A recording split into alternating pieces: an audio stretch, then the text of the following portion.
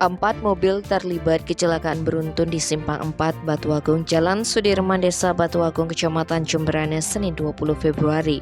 Akibatnya satu mobil mengalami rusak berat dan harus diderek dari lokasi kejadian. Dari informasi yang berhasil dikumpulkan Bali Express, kecelakaan bermula ketika truk Fuso yang dikemudikan Nuryanto, 53 tahun, datang dari arah Gilimanuk menuju ke arah Denpasar. Tiba di TKP, truk Fuso menghantam kendaraan Luxio di depannya yang berhenti karena lampu merah. Usai ditabrak truk, mobil Luxio terdorong ke depan lalu menabrak truk box di depannya. Tidak berhenti sampai di sana, truk box kemudian menabrak Suzuki R3 yang posisinya berada paling depan.